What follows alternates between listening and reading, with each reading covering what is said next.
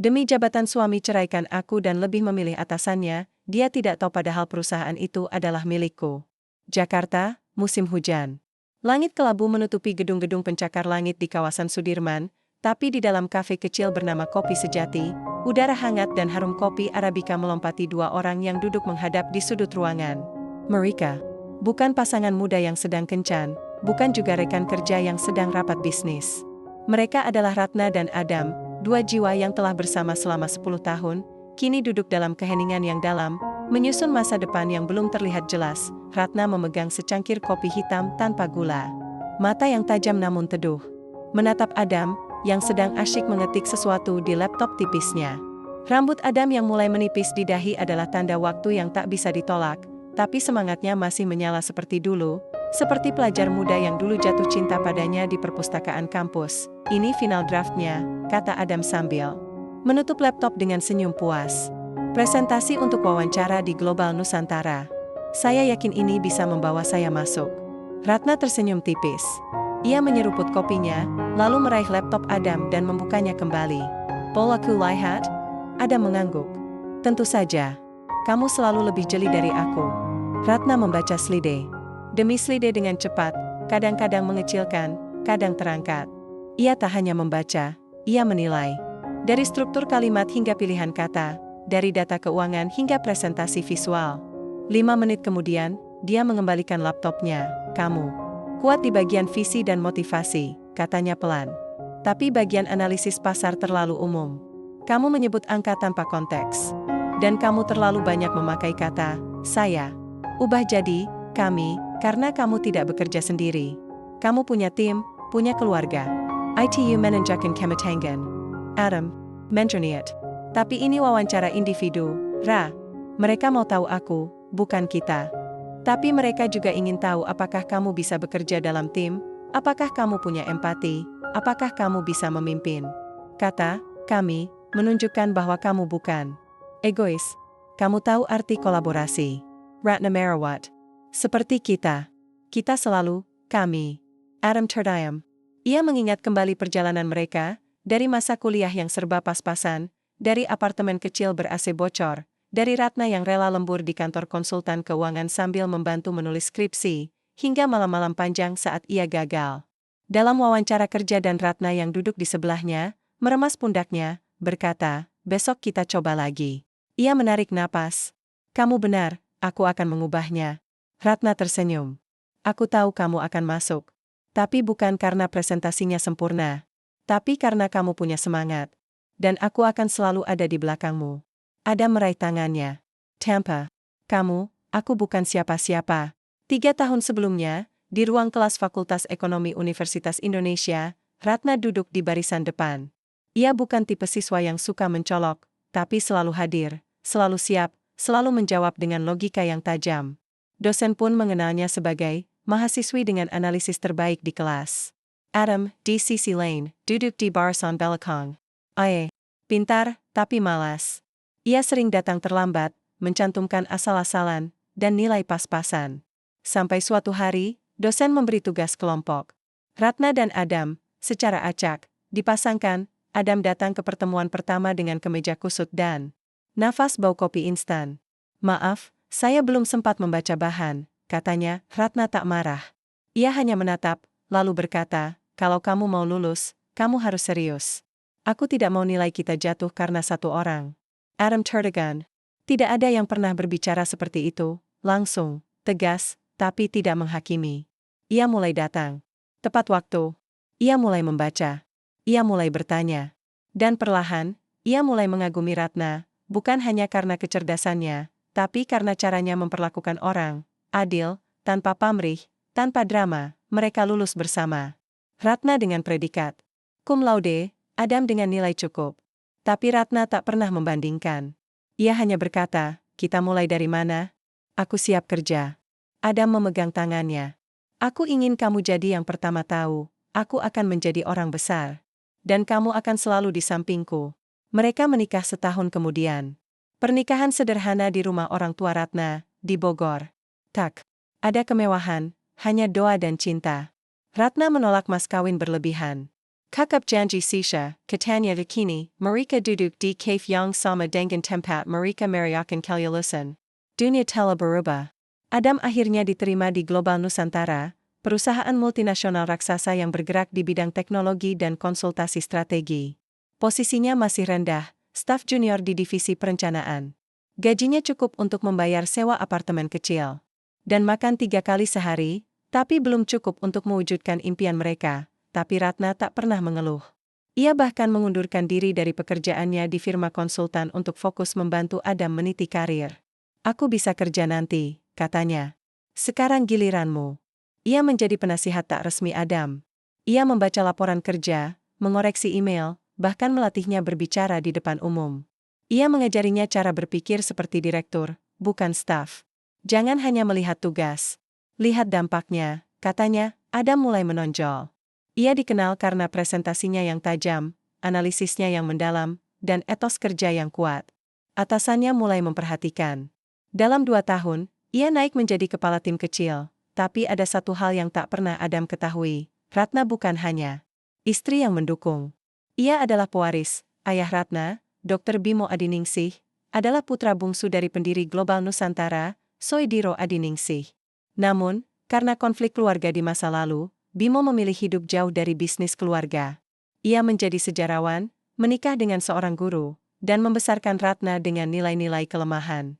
Saat Bimo meninggal, ia meninggalkan surat wasiat yang menyatakan bahwa seluruh saham keluarga, 51% dari Global Nusantara, diberikan kepada Ratna, disimpan dalam dana perwalian internasional di Singapura, dengan syarat tidak boleh diaktifkan sebelum usia 30.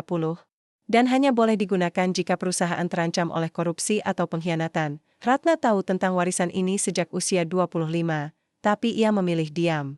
Ia tak ingin hidupnya ditentukan oleh uang atau kekuasaan. Ia ingin membuktikan bahwa ia bisa sukses dengan caranya sendiri. Dan ia ingin Adam sukses karena usahanya, bukan karena bantuan kekayaan mertuanya. Ia menyimpan dokumen itu di brankas pribadi, bersama surat ayahnya. Anakku, kekuasaan itu berat. Jangan pakaian tak membalas dendam. Pakaian tak kebaikan. Dan jika suatu hari kau merasa dikhianati, ingatlah, yang punya kekuasaan sejati adalah yang bisa menahan diri. Malam itu, di apartemen mereka, Adam pulang dengan wajah berseri. Aku dipromosikan, Ra? Manajer divisi strategi. Gajiku naik 70%. Ratna tersenyum. Adam tertawa. Ini baru awal. Aku akan ke arah level. Aku akan menjadi orang paling berpengaruh di perusahaan ini. Ratna melepaskan pelukannya sambil menatap matanya. Tapi jangan lupa, Adam. Jangan sampai karirmu membuatmu lupa siapa dirimu. Sampai kau mengorbankan hal-hal yang sebenarnya berharga. Adam mengangguk. Tentu saja. Kamu dan aku, kita selalu, kami. Namun, di balik senyumannya, Ratna merasakan sesuatu yang berubah. Ada semangat baru dalam diri Adam, bukan lagi semangat untuk membuktikan diri, tapi semangat untuk menguasai. Untuk menang. Untuk mendominasi. Ia tak tahu bahwa benih ambisi itu akan tumbuh liar. Ia tak tahu bahwa suatu hari nanti, Adam akan memilih jabatan daripada cinta. Ia tak tahu bahwa pria yang duduk di hadapannya, yang dulu rela berjalan kaki 5 kilometer demi membelikan ia bunga saat ulang tahun, akan suatu hari menandatangani surat cerai tanpa air mata. Tapi Ratna juga tak tahu bahwa suatu hari, ia akan duduk di ruang rapat penting, dengan dokumen saham di tangan, dan berkata, saya adalah pemilik perusahaan ini. Malam itu, mereka makan malam sederhana, nasi goreng dan telur dadar. Mereka lama menonton film, tertawa, bercanda. Kiko, anjing peliharaan mereka, tidur di kaki Ratna. Sebelum tidur, Ratna membuka jurnalnya. Ia menulis, hari ini Adam naik jabatan. Aku senang. Tapi aku juga waspada. Ambisi bisa menjadi teman, tapi bisa juga jadi musuh. Aku hanya berharap, cinta kita lebih kuat dari semua itu. Ia menutup jurnal, mematikan lampu, dan berbaring di samping Adam yang sudah tertidur. Di luar, hujan mulai turun. Di dalam, hari, Ratna tenang. Tapi di suatu tempat di dalam dirinya, ada suara kecil yang berbisik, jaga dirimu. Karena dunia ini tak selalu adil pada yang setia. Dan ia tak tahu bahwa suatu hari, suara itu akan menjadi suaranya sendiri, yang menggemparkan dunia. 5 tahun telah berlalu sejak Adam dipromosikan menjadi manajer divisi strategi. PT Global Nusantara kini bukan lagi sekadar tempat kerjanya, ia mulai merasa bahwa perusahaan itu adalah miliknya. Setiap keputusan strategis, setiap presentasi penting, setiap rapat dengan investor asing, ia berhadapan dengan kepercayaan diri yang memimpin. Namanya mulai dikenal. Fotonya bahkan muncul di majalah bisnis lokal dalam rubrik Young Leaders to Watch, tapi di balik kilau itu, ada perubahan yang perlahan-lahan masuk ke dalam rumah mereka. Ratna masih tinggal di apartemen yang sama, lebih tepatnya, rumah kecil di pinggir Jakarta yang mereka beli dengan uang tabungan bertahun-tahun. Ia tidak lagi menunggu Adam pulang larut malam dengan senyuman lila. Kini, ia sering tidur sendirian. Adam bekerja lebih dari 12 jam sehari. Rapat-rapat mendadak, perjalanan dinas keluar kota, bahkan ke luar negeri, menjadi rutinitas yang tak terhindarkan. Ini demi karir, Ra, kata Adam suatu malam, sambil mengenakan dasi sebelum berangkat ke kantor pukul 7 pagi. Aku hampir sampai, tinggal satu langkah lagi. Langkah apa? Tanya Ratna, menyodorkan bekal makan siang yang sudah ia siapkan. Direktur, jawab Adam, matanya berbinar. Aku akan menjadi direktur strategi. Dan dari sana, aku bisa naik ke direktur utama. Aku bisa mengubah perusahaan ini. Ratna mengangguk pelan. Aku melakukan yang terbaik. Tapi jangan lupa, kamu bukan hanya pekerja. Kamu suamiku. Adam mencium keningnya dengan cepat. Tentu saja. Aku tidak akan lupa. Tapi Ratna tahu, sesuatu sudah berubah. Di kantor, Adam memang sedang berada di performa puncak. Ia berhasil membawa strategi divisi mencapai target pertumbuhan 35% dalam 2 tahun, angka tertinggi sejak 2010. Ia juga memimpin proyek merger dengan perusahaan teknologi Jepang, yang disebut-sebut sebagai salah satu akuisisi terbesar di sektor digital Asia Tenggara. Namun, kunci kesuksesannya bukan hanya kerja keras. Ia memiliki mentor, Clara Wijaya, Direktur Operasional PT Global Nusantara. Clara berusia 45 tahun, karismatik, tajam dalam analisis, dan mempunyai pengaruh besar di Dewan Arah. Ia adalah satu-satunya perempuan di jajaran langsung, dan reputasinya dibangun dari nol, tidak ada warisan, tidak ada koneksi keluarga. Ia dikenal sebagai The Iron Lady, karena gaya kepemimpinannya yang keras, namun efisien. Sejak pertama kali Adam menunjukkan potensi, Clara langsung mengambil sebagai anak didiknya. Ia mengajaknya mengadakan rapat-rapat penting, membiarkan memimpin presentasi di depan CEO, bahkan membawanya dalam perjalanan dinas ke Singapura dan Tokyo. Kamu punya insting yang bagus, Adam, kata Clara suatu malam setelah rapat panjang. Mereka duduk di lounge hotel, minum teh hijau. Tapi kamu masih terlalu emosional. Di dunia ini, yang menang bukan yang paling pintar, tapi yang paling dingin. Adam mengangguk. Saya ingin belajar dari ibu.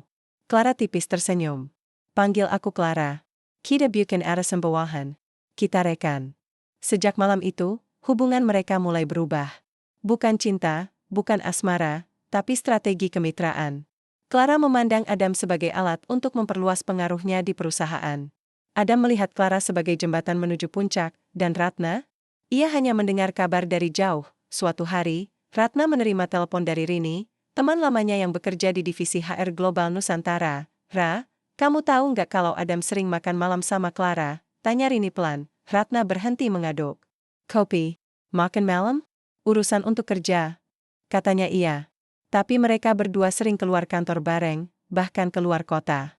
Dan, ada yang bilang mereka menginap di hotel yang sama. Ratna menarik napas. Aku percaya Adam. Tapi kamu juga harus melihat faktanya, Ra. Dia sudah jarang pulang. Dan Clara itu, tipe yang tahu cara memanfaatkan orang. Ratna tak menjawab.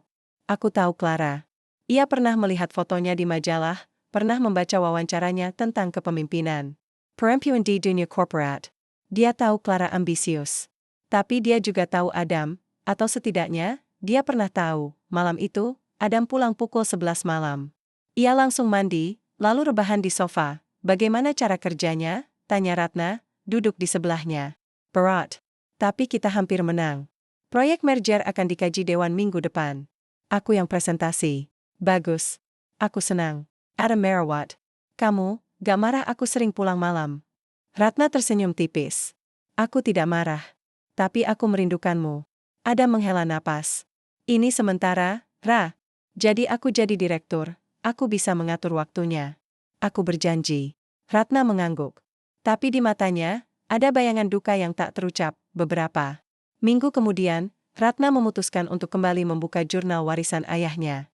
Ia membawa brankas kecil dari gudang, membuka kunci digital dengan sidik jari, dan mengeluarkan dokumen-dokumen lama, ada surat wasiat, sertifikat saham, dan laporan tahunan Global Nusantara sejak 20 tahun lalu. Ia membaca ulang pasal tentang pengaktifan hak kepemilikan, jika perusahaan dikuasai oleh individu atau kelompok yang bertindak melawan nilai-nilai etika dan keadilan, maka pewaris berhak meminta kembali kendali penuh atas saham mayoritas. Ratna menutup dokumen itu. Hatinya berat. Ia tak ingin menggunakan kekuasaan itu. Ia tak ingin menjadi pemilik yang mengintervensi. Tapi dia mulai merasa bahwa sesuatu yang salah sedang terjadi. Ia mulai mencari tahu tentang struktur kepemilikan Global Nusantara.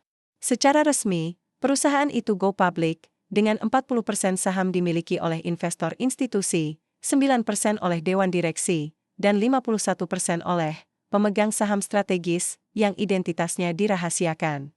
Tapi Ratna tahu, 51% itu miliknya. Dan selama ini, saham itu dikelola oleh trust fund di Singapura, tanpa intervensi aktif. Ia menghubungi pengacara keluarganya, Pak Darmo, yang dulu membantu ayahnya. Pak, apakah saham saya masih aktif? Tentu Bu Ratna. Semua dokumen terupdate. Anda bisa mengaktifkannya kapan saja. Tapi, ada syaratnya kan? Saya tahu. Harus ada bukti perlindungan kekuasaan atau pelanggaran etika. Pak Darmo terdiam sebentar. Apakah ada sesuatu yang membujuk ibu? Ratna menarik napas. Pilem.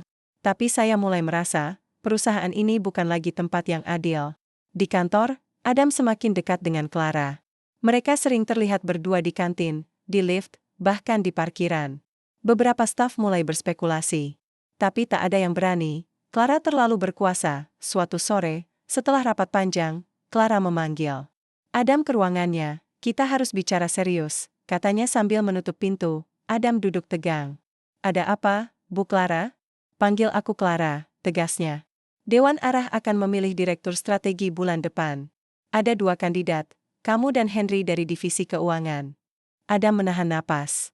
Henry punya pengalaman lebih, tapi dia tidak punya visi. Kamu punya potensi. Tapi kamu butuh dukungan.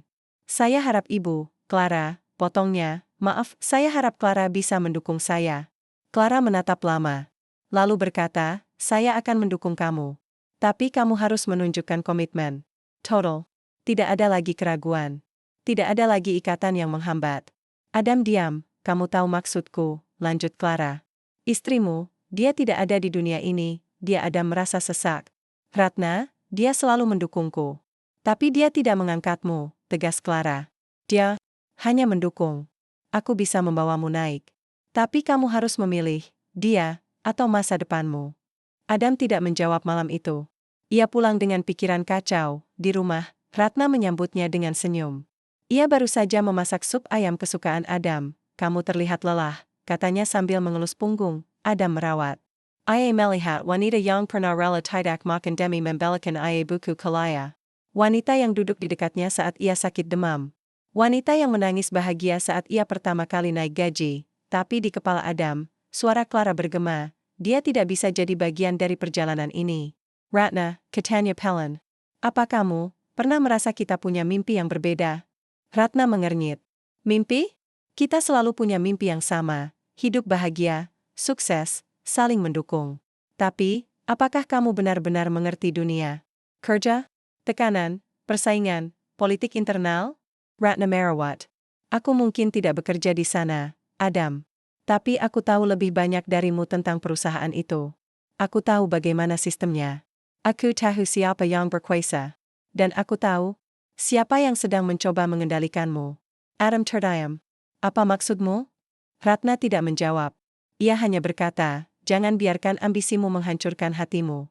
Karena ketika semua jabatan dan gelar hilang, yang tersisa hanyalah siapa dirimu. Sebenarnya, Adam pergi ke kamar tanpa makan malam. Minggu berikutnya, Ratna mulai bertindak. Ia membuka kembali koneksi lama ayahnya. Ia menghubungi mantan direktur yang dipecat oleh Clara karena tidak sejalan dengan visi perusahaan. Ia juga mulai mengumpulkan laporan keuangan internal yang bocor ke forum bisnis. Ia tidak ingin membalas dendam. Ia ingin memastikan bahwa jika suatu hari ia harus muncul, ia akan datang dengan bukti, bukan emosi. Di sisi lain, Adam menerima kabar, ia resmi menjadi, kamu harus menunjukkan bahwa kamu serius. Dan itu berarti, melepaskan semua yang menghambat. Adam menatap foto pernikahannya di meja kerja. Ia menarik napas dalam-dalam, dan untuk pertama kalinya, ia mulai mempertimbangkan untuk menceraikan Ratna. Bab ini diakhiri dengan Ratna duduk di teras rumahnya, malam hari, memandang bulan. Ia membuka jurnalnya dan menulis, aku tidak takut kehilangan dia. Aku melihat takut dia kehilangan dirinya sendiri. Tapi jika suatu hari ia memilih jalan yang salah, aku harus siap. Karena warisan ayahku bukan sekadar uang atau kekuasaan. ITU adalah tanggung jawab. Dan aku tidak akan lari darinya. Angin malam berhembus. Di kejauhan, lampu kota bersinar terang. Tapi di hati Ratna, ada ketenangan dalam. Ketenangan orang yang tahu bahwa dia tidak akan pernah benar-benar jatuh, karena ia bukan hanya istri yang ditinggalkan, ia adalah pewaris yang belum menampakkan wajahnya. Hujan deras mengguyur Jakarta malam itu. Kilat menyambar di langit, menyinari wajah Ratna yang duduk di depan jendela, memandang keluar tanpa benar-benar melihat. Di tangannya, secangkir teh jahe yang sudah dingin. Di meja, laptop terbuka, layarnya menampilkan laporan keuangan PT Global Nusantara kuartal terakhir. Angka-angka bergerak, tapi yang Ratna baca bukan sekadar data. Ia membaca pola. Ia membacakan ringkasan, sejak percakapan terakhir dengan Adam tentang mimpi yang berbeda, udara di rumah mereka berubah. Bukan lagi dingin, tapi mati. Adam pulang lebih jarang, dan ketika ia pulang, ia tidak lagi membawakan cerita tentang pekerjaan. Ia hanya mandi, makan, dan langsung tidur. Tidak ada pelukan. Tidak ada dialog. Tidak ada kami. Ratna tidak menangis. Dia tidak marah.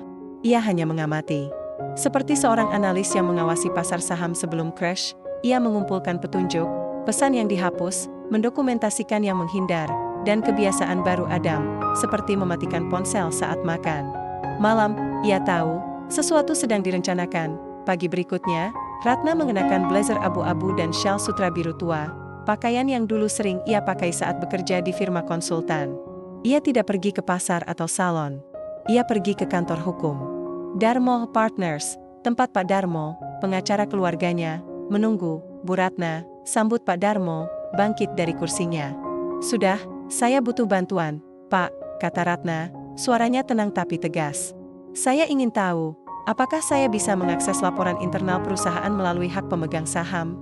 Pak Darmo mengernyit. Secara hukum, ya. Tapi Anda belum mengaktifkan status sebagai pemilik resmi. Selama saham masih di bawah dana perwalian, Anda hanya bisa menerima laporan tahunan umum, bukan dokumen internal. Tetapi jika saya mengaktifkan hak saya sekarang, secara teknis, Anda bisa. Tapi butuh waktu, minimal 2 minggu untuk proses verifikasi, pengalihan saham, dan notifikasi ke OJK. Belum lagi reaksi pasar. Jika tiba-tiba muncul pemilik baru yang menguasai 51%, harga saham bisa fluktuatif. Dan Anda akan langsung jadi sorotan. Ratna mengangguk. Saya siap. Pak Darmo Merawat. Apakah ada alasan khusus? Apakah terjadi sesuatu di perusahaan? Ratna menarik napas. Saya tidak punya bukti konkret. Tapi saya merasa perusahaan sedang digunakan untuk kepentingan pribadi. Dan suami saya terlibat di dalamnya. Pak Darmo diam sejenak. Kalau begitu, kita mulai prosesnya. Tapi saya sarankan, jangan terburu-buru. Kumpulkan dulu bukti. Karena jika Anda muncul tanpa dasar, Anda bisa dianggap sebagai pengganggu, bukan pemilik. Ratna mengerti. Ia tidak ingin menjadi penyerang. Ia ingin menjadi penegak keadilan. Di kantor Global Nusantara, Adam duduk di ruang rapat bersama Clara dan tim hukum. Mereka membahas finalisasi kontrak merger dengan perusahaan Jepang. Namun, di tengah rapat, Clara menampar bahunya. Nanti sore, kita lanjutkan di luar kantor.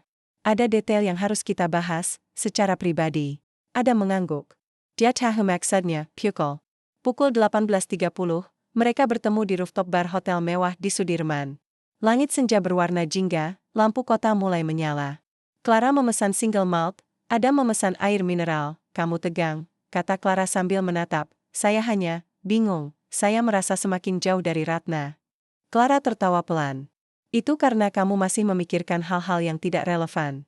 Cinta, kesetiaan, moral, semua itu indah, tapi tidak berguna di dunia nyata.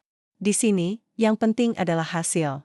Dan hasilnya adalah, kamu akan menjadi direktur strategi. Tapi kamu harus menunjukkan komitmen. Adam menatap gelasnya. Bagaimana? Caranya? Clara mencondongkan tubuhnya. Kamu harus melepaskan ikatan lama. Kamu harus menunjukkan bahwa kamu siap untuk dunia baru. Dunia yang lebih besar dari apartemen kecilmu dan sup ayam buatan istri. Adam menahan napas, kalau kamu ingin dukungan penuh dewan, kamu harus menikah dengan citra yang tepat. Istri yang bekerja di rumah, yang tidak punya pengaruh, yang tidak bisa berbicara di forum bisnis, dia bukan aset. Dia beban. Adam menggigit Biber. Ratna bukan beban. Tapi dia juga bukan kekuatan, potong Clara. Aku bisa membawamu ke puncak. Tapi kamu harus bersih. Tanpa beban. Tampa Caragwan. Adam terdiam. Ia membayangkan dirinya duduk di ruang arah, memakai jas mahal, memberi perintah pada ratusan karyawan. Ia membayangkan namanya di koran, di majalah, di papan penghargaan perusahaan. Lalu ia membayangkan Ratna, duduk di teras rumah, membaca buku, tersenyum saat Kiko menggoyangkan ekornya. Ia menutup mata, dan untuk pertama kalinya, ia memilih yang pertama. Malam itu, Adam pulang lebih awal. Ratna sedang menyusun buku-buku di rak perpustakaan kecil mereka, buku ekonomi, filsafat, dan novel-novel yang mereka baca bersama dulu. Ada yang ingin aku bicarakan, kata Adam. Ratna menoleh. Ya? Adam duduk di sofa. Ia tidak memperhatikan. Aku merasa kita sudah tidak sejalan lagi. Ratna diam. Ia tidak terkejut. Ia sudah menunggu ini. Aku butuh seseorang yang bisa berjalan di sampingku di dunia ini. Seseorang yang mengerti tekanan, yang bisa bicara dengan investor, yang bisa mewakili perusahaan. Kamu baik-baik saja, Ratna. Tapi kamu tidak ada di tempat yang sama denganku. Sekarang. Ratna meletakkan buku di tanggon. Ia duduk di depannya, tenang. Jadi, ini tentang karir? Adam menggenggak pelan. Ini tentang masa depan. Ratna tersenyum tipis. Adam, aku selalu mendukung karirmu ada di sana, hanya tidak terlihat. Adam tidak menjawab, tapi kamu benar, lanjut Ratna. Kita memang tidak sejalan lagi. Karena kamu sudah berubah. Kamu tidak lagi ingin mitra. Kamu ingin alat. Dan, kamu berada di, Clara. Adam terkesiap. Apa maksudmu? Jangan anggap aku bodoh, Adam. Aku tahu hubunganmu dengannya. Aku tahu dia menjanjikanmu jabatan. Aku tahu kamu rela mengorbankan segalanya untuk itu. Bahkan aku. Adam terdiam. Dia ingin membantah, tapi dia tidak bisa. Ratna bangkit. Kalau kamu ingin cerai, katakan saja. Tapi jangan salahkan aku. Jangan bilang aku tidak mendukung. Karena, selama ini, aku adalah dukungan terbesarmu. Dan kamu membuangnya demi ilusi kekuasaan. Ia berjalan ke kamar, lalu kembali membawa peta kecil. Ini surat cerai. Aku sudah minta pengacara menyiapkannya. Tanda tangan di sini. Aku tidak minta apa-apa. Rumah, tabungan, semuanya bisa kamu ambil. Aku hanya ingin Kiko. Dan kebebasan. Adam menatap peta itu seperti hantu melihat. Kamu, sudah siap? Ratna menatapnya, matanya jernih. Aku sudah siap sejak kamu mulai melupakan siapa dirimu. Meletakkan peta di meja, lalu masuk ke kamar. Pintu tertutup pelan. Adam duduk sendirian, di tengah ruangan yang tiba-tiba terasa sangat besar. Keesokan harinya, Ratna pergi ke kantor Pak Darmo lagi. Kali ini, ia membawa sesuatu yang baru. Rekaman percakapan dari ponsel Adam yang tersinkron dengan akun cloud keluarga. Fitur yang dulu ia aktifkan untuk berjaga-jaga saat Adam sering lupa kata sandi. Rekaman itu menunjukkan percakapan Adam Clara. Di Hotel Singapura, kalau kamu resmi jadi direktur strategi, kita bisa merencanakan pernikahan. Aku akan mengatur semuanya. Tapi Ratna, bagaimana dengan dia? Dia akan mengerti. Atau dia tidak akan punya pilihan. Pak Darmo mendengarkan dengan wajah serius. Ini bukti kuat. Pelanggaran etika, konflik kepentingan, bahkan bisa dikategorikan sebagai suap dalam bentuk pernikahan.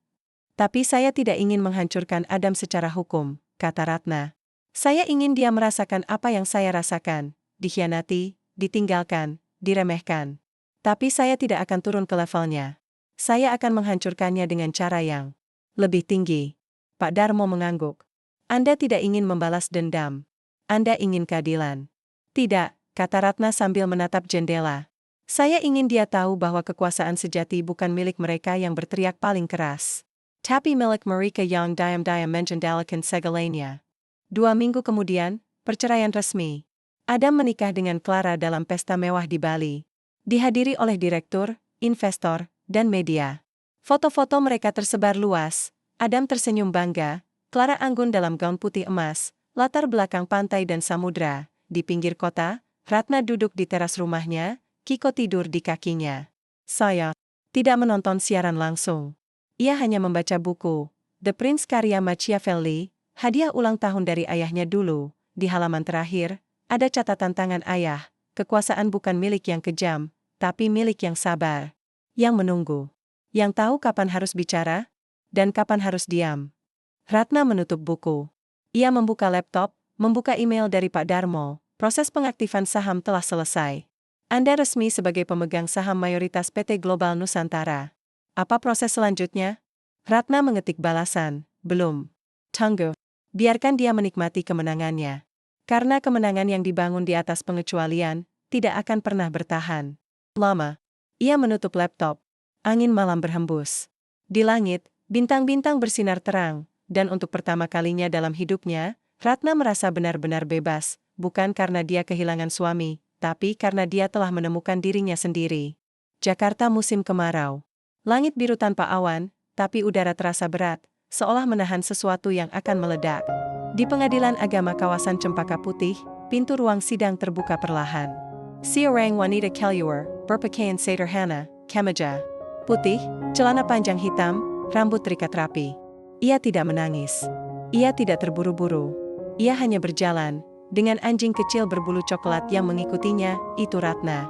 Dan hari itu, ia resmi menjadi mantan istri Adam. Sidang perceraian berlangsung singkat. Adam hadir, wajahnya tegang, didampingi pengacara dari firma besar. Ratna datang sendiri, tanpa pengacara, hanya membawa peta kecil berisi surat cerai dan bukti kesepakatan harta. Ia tidak meminta apa-apa, tidak rumah, tidak menabung bersama, tidak asuransi. Hanya satu permintaan, hak asuh atas Kiko, anjing peliharaan mereka sejak masa pacaran. Hakim menyetujui. Perceraian dikabulkan. Adam menandatangani dokumen dengan tangan sedikit gemetar. Ia ingin mengatakan sesuatu, tapi Ratna tidak menunggu. Ia keluar lebih dulu, tanpa menoleh. 2 hari kemudian, pesta pernikahan Adam dan Clara diadakan di resor mewah di Nusa Dua, Bali. Tamu undangan mencapai 300 orang, direktur perusahaan, investor asing, pejabat pemerintah, dan media nasional. Majalah Bisnis Karir bahkan menurunkan liputan khusus, dari staf junior ke puncak karir, pernikahan Adam Wijaya, simbol kemenangan di dunia korporat. Foto-foto tersebar luas. Adam berdiri di altar, mengenakan jas hitam berkelas, tangan berpegangan pada Clara yang anggun dalam gaun putih emas. Mereka tersenyum seolah-olah dunia adalah milik mereka. Di bawahnya, keterangan, cinta dan karir menyatu. Kekuasaan dimulai dari sini. Di Jakarta, Ratna tidak menonton siaran langsung. Ia duduk di teras rumah tua milik neneknya di kawasan Jagakarsa, rumah yang ditinggalkan sejak kecil, sekarang diperbaiki dan menjadi tempat tinggal barunya. Di sekelilingnya ditumbuhi tanaman herbal dan bunga Kamboja. Udara sejuk. Burung berkicau, Kiko tidur di kursi rotan di sebelah. Ratna membaca koran cetak, bukan bagian hiburan, tapi halaman ekonomi.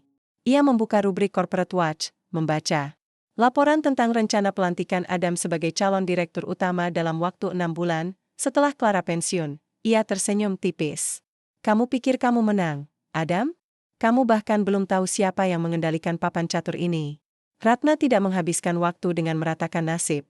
Ia tidak menangis di bantal, tidak menghancurkan foto, tidak memblokir Adam di media sosial. Ia malah mulai membangun kembali hidupnya, bukan sebagai korban, tapi sebagai pemimpin yang sedang bersiap. Ia kontak membuka kembali lama dengan dunia bisnis. Bukan sebagai istri mantan manajer, tapi sebagai Adiningsih, konsultan strategi independen yang dulu pernah bekerja di firma ternama sebelum menikah. Ia membuat website sederhana, profil LinkedIn yang profesional, dan mulai menawarkan jasa konsultasi manajemen kepada UMKM dan startup. Namanya tidak langsung terkenal, tapi kualitas kerjanya membuat mulut ke mulut bekerja cepat. Dalam 2 bulan, ia sudah memiliki 5 klien tetap, termasuk perusahaan teknologi yang sedang berkembang pesat. Tapi yang lebih penting, ia mulai menghubungi jaringan lama ayahnya. Salah satunya adalah Bapak Harun, mantan direktur keuangan global Nusantara yang dipecat oleh Clara 2 tahun lalu dengan alasan tidak sejalan dengan visi baru perusahaan. Harun tahu banyak tentang manipulasi laporan keuangan, Tentang pengalihan dana ke perusahaan cangkang, tentang tekanan yang dilakukan Clara terhadap arahan Dewan, Bu Ratna, kata Harun saat mereka bertemu di kafe tersembunyi di Menteng. Saya dulu tidak tahu siapa Anda sebenarnya. Tapi sekarang, saya mengerti. Anda bukan sekadar istri Adam. Anda pewaris. Ratna tidak membantah. Ayah hanya berkata, saya butuh kebenaran. Bukan untuk membalas dendam. Tapi untuk memperbaiki perusahaan. Yang seharusnya menjadi warisan bangsa, bukan alat kekuasaan pribadi. Harun mengangguk. Saya punya dokumen. Semuanya. Termasuk bukti bahwa merger dengan perusahaan Jepang itu sebenarnya merugikan. Tapi dipaksakan agar Adam bisa menunjukkan prestasi. Ratna menerima folder tebal itu. Ia tidak membukanya di tempat. Ia membawanya pulang, menyimpannya di brankas bersama dokumen saham. Ia tahu, ini bukan saatnya untuk bertindak. Inilah saatnya untuk menunggu. Di kantor Global Nusantara, Adam menikmati kemenangannya. Ia kini resmi sebagai wakil direktur utama, menggantikan posisi yang ditinggalkan Clara. Meski secara teknis, Clara masih aktif sebagai penasihat. Ia duduk di kantor besar di lantai 25, dengan pemandangan kota Jakarta yang luas. Ia memakai jam tangan mahal, mengendarai mobil dinas terbaru, dan sering muncul di seminar bisnis sebagai pembicara. Tapi ada yang mengganjal. Ia sering memikirkan Ratna. Bukan karena rindu, tapi karena rasa bersalah yang datang tiba-tiba, saat ia melihat anjing di jalan, saat mendengar lagu yang dulu mereka sukai, saat melihat wanita yang berjalan sendiri di pagi hari dengan buku di tangan. Suatu malam, ia mencoba menghubungi Ratna. Nomor ponselnya tidak aktif. Alamat email lama tidak terdaftar. Ia mencari di media sosial, tidak ada jejak. Seolah Ratna menghilang dari dunia, dia sudah move on, kata Clara saat Adam menyebutkan hal itu. Dan kamu harus begitu juga. Jangan biarkan masa lalu mengganggu masa depan. Adam mengangguk. Tapi di hatinya, ada pertanyaan yang tak terjawab. Apakah aku benar-benar menang? Atau aku baru saja kehilangan satu-satunya orang yang benar-benar mencintaiku? Sementara itu, Ratna semakin aktif di balik layar. Ia tidak hanya mengumpulkan bukti, ia mulai membangun kekuatan. Ia menggunakan sebagian kecil dari dana warisan untuk membeli saham minoritas Global Nusantara yang dijual oleh investor kecil. Karena namanya tidak terdaftar, pembelian dilakukan melalui perusahaan cangkang di Singapura, Nusantara Equity Holdings Pte. Ltd., yang sepenuhnya dikendalikan oleh dana perwalian miliknya. Dalam 3 bulan, ia berhasil menguasai tambahan 3,7% saham. Meski kecil, ini penting, karena saat nanti ia mengklaim saham mayoritas, kepemilikannya akan terlihat lebih kuat secara struktural. Ia juga mulai membentuk tim kecil, Pak Darmo sebagai penasihat hukum, Bapak Harun sebagai sumber intelijen internal, Maya, mantan jurnalis investigasi, yang membantu mengolah narasi publik, Ari, ahli IT, yang memastikan semua komunikasi aman dan terenkripsi. Mereka tidak pernah bertemu langsung lebih dari 2 orang sekaligus. Semua koordinasi dilakukan lewat saluran Amon. Ratna tidak ingin ada yang tahu ia sedang membangun kekuasaan. Ini bukan tentang menghancurkan Adam, kata Ratna dalam pertemuan pertama tim kecil itu di rumahnya. Ini tentang mengembalikan perusahaan ke jalur yang benar. Adam adalah simbol dari segala yang salah, ambisi buta, pengkhianatan, dan nilai korupsi. Tapi dia bukan satu-satunya. Clara juga harus jatuh. Dan saya akan menjadi alat keadilan itu, bukan dengan kemarahan, tapi dengan hukum, bukti, dan kebenaran. Maya bertanya, tapi bagaimana Anda akan muncul? Dunia menganggap Anda hancur. Mereka akan mengingat Anda. Ratna tersenyum. Bayarkan. Mereka meremehkannya. Karena kejutan terbesar bukan dari orang yang berteriak, tapi dari orang yang diam-diam mengendalikan segalanya. Beberapa minggu kemudian, Dewan Direktur mengumumkan, pelantikan Direktur Utama baru akan digelar dalam waktu 3 bulan. Adam dipastikan menjadi kandidat tunggal. Media menyebutnya sebagai kisah sukses dari nol ke puncak. Di Jagakarsa, Ratna membaca berita itu sambil minum teh. Ia membuka jurnalnya dan menulis, mereka pikir kamu menang, Adam. Mereka semua pikir kamu menang. Tapi kamu lupa satu hal, kamu tidak membangun kekuasaanmu sendiri. Kamu hanya meminjamnya. Dan pemiliknya sebenarnya belum pernah bicara. Ia menutup jurnal. Di luar, hujan mulai turun. Kiko menggonggong pelan, lalu kembali Ratna berdiri, membuka brankas. Ia mengeluarkan dokumen saham, menyentuhnya perlahan, sertifikat kepemilikan. Saham mayoritas PT Global Nusantara, atas nama Ratna Adiningsih, waktunya hampir tiba, bisiknya. Jakarta kembali diguyur hujan deras. Gedung-gedung menutupi langit yang diselimuti kabut pagi, lampu-lampu kota memantul di kumpulan udara seperti bintang yang jatuh ke bumi. Di lantai 25 PT Global Nusantara, Adam berdiri di depan jendela kantornya, yang lebar, memandang kota dengan dada membusung.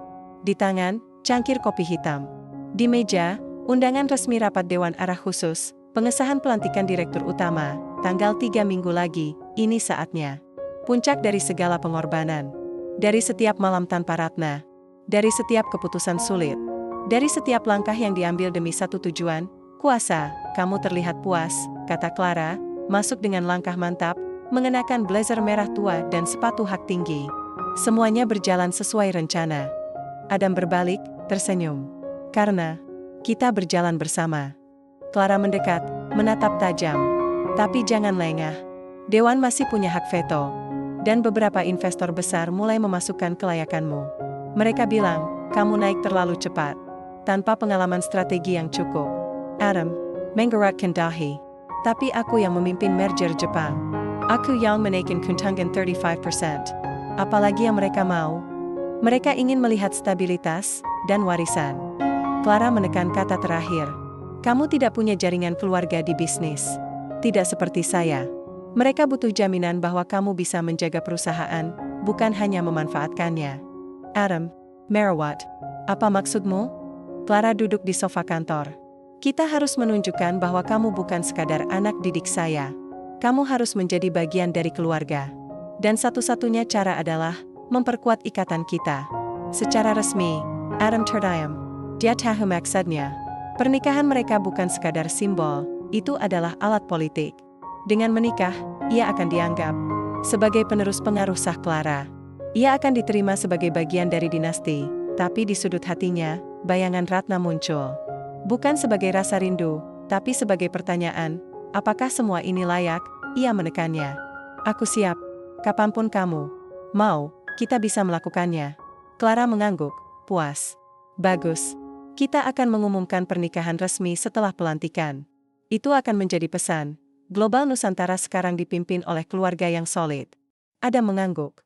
Tapi di matanya, ada sesuatu yang hilang, cahaya. Semangat yang dulu datang dari keinginan untuk membuktikan diri. Kini, yang tersisa hanyalah kekosongan yang terus ia isi dengan jabatan dan gelar. Di Jagakarsa, Ratna tidak sedang berkumpul dengan hujan atau membaca koran. Ia sedang memimpin rapat kecil melalui video call, dengan layar transkripsi dan kamera. Mati, di layar, wajah Maya, Ari, dan Pak Darmo muncul bergantian. Kita sudah masuk 87% dari rencana, kata Maya. Media mulai menyoroti anomali keuangan global Nusantara. Saya sudah menyusupkan beberapa artikel ke portal bisnis independen, tentang dugaan-dugaan dana dari proyek merger. Belum menyebut nama, tapi cukup membuat investor waspada. Ari melanjutkan, saya sudah melacak aliran dana ke perusahaan cangkang di Singapura. Ada jejak yang mengarah ke Clara. Dan ke Adam. Mereka menggunakan perusahaan fiktif untuk mencuci profit pribadi. Pak Darmo menambahkan, dengan bukti ini, kita bisa menggugat secara hukum. Tapi yang lebih penting, kita bisa menggoyang kepercayaan. Dewan langsung. Jika mereka ragu, mereka tidak akan melantik Adam. Ratna mendengarkan dengan tenang. Jari-jarinya mengetuk meja pelan. Tapi kita tidak akan menyerang dulu. Kita membiarkan mereka merasa aman.